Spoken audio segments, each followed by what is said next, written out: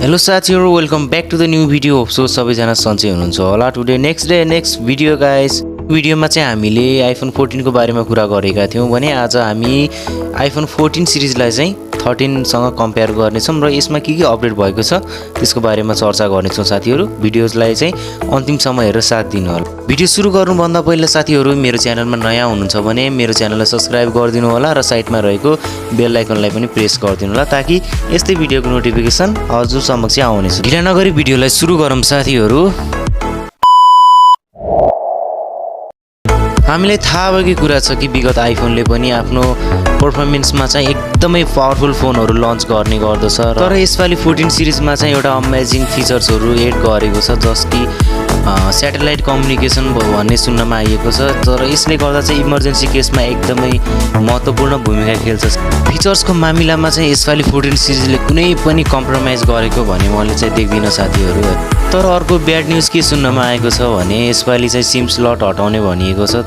केवल ई सिम मात्रै चल्ने भनिएको छ, तर यो कतिको साँचो हो कतिको झुटो हो साथीहरु, यो फोन लन्च भइसकेपछि हामीले थाहा हुनेछ। तर 14 सिरिजको डमिजमा चाहिँ सिम स्लट हामीले देख्न पाउँछौं है। तर केही दिन पहिलाको न्यूजमा चाहिँ आइफोन 14 सिरिजले केवल टाइप सी लाई मात्रै प्राथमिकता दिने भनिएको थियो, तर यसपालि डोमिजमा चाहिँ टाइप लाइनिङ पोर्ट नै देख्न मिल्छ साथीहरु। सायद यसपछिको सिरिजमा चाहिँ टाइप सी लाई प्राथमिकता दिन्छ होला, यो मेरो विचारमा है। हामीलाई थाहा नै छ कि साथीहरु धेरै फोटोहरु लिक पनि भएको छ। आइफोन 14 सिरिजले चाहिँ मिनी सिरिजलाई हटाउने भनिएको छ। यसको सट्टामा चाहिँ आइफोन 14 म्याक्स लन्च हुन्छ साथीहरु। अब कुरा गरौँ यसको डिस्प्ले तर्फ। यसपालि चाहिँ प्रो म्याक्स र प्रो मोडलमा चाहिँ प्रोमोसन डिस्प्ले दिने भनिएको छ, तर नन प्रो मोडलमा चाहिँ 60Hz को डिस्प्ले दिनेछ। तर आइफोन 14 सिरिजको जति फिचर्सको कुरा गरे त्यति नै कम हुन्छ। एप्पलले आइफोन 14 सिरिज चाहिँ लन्च गर्ने डेट खुल्नमा आएको छ।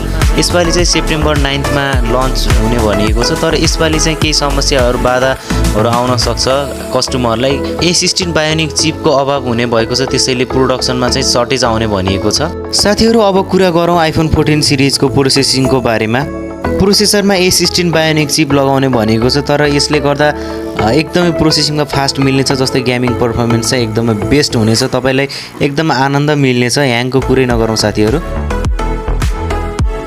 नर्मली 13 सिरिजमा पनि आइफोनले A15 बायोनिक चिप लगाएको थियो, तर यसले गर्दा प्रोसेसिङमा भने कुनै कम्प्रोमाइज भने गर्न परिएको थिएन।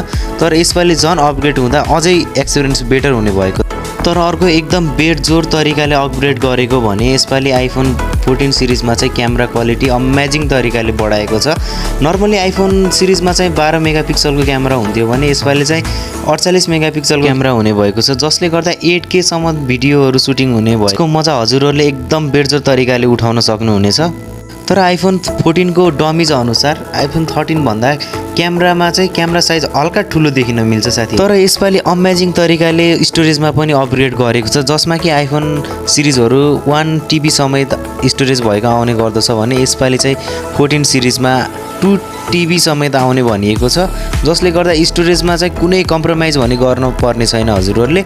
यसको मजा तरिकाले फाइदा पनि उठाउन सकिन्छ। वायरलेस वाटरप्रुफ भने हामी सबै फोनमा देख्न सक्छौं। मलाई एकदम मजा लागेको कुरा भनेको साथीहरु यसपालि स्टोरेजमा चाहिँ एकदम अपग्रेड भएको छ। प्लस पोइन्ट क्यामेरा क्वालिटीमा चाहिँ एकदम बबाल तरिकाले अपग्रेड भएको छ। फिचर्सको जति कुरा गरे त्यति नै कम हुनेछ साथीहरु। सो गाइज, आजको भिडियो यति नै थियो। हजुरलाई मेरो भिडियो कस्तो लाग्यो? यदि राम्रो लाग्यो भने मेरो च्यानललाई सब्स्क्राइब गरिदिनु होला र साइडमा रहेको बेल आइकनलाई पनि प्रेस गरी अलमा सिलेक्ट गर्नु होला ताकि हजुरहरुलाई यस्तै भिडियोहरु हजुर समक्ष नोटिफिकेसन पुग्नेछ।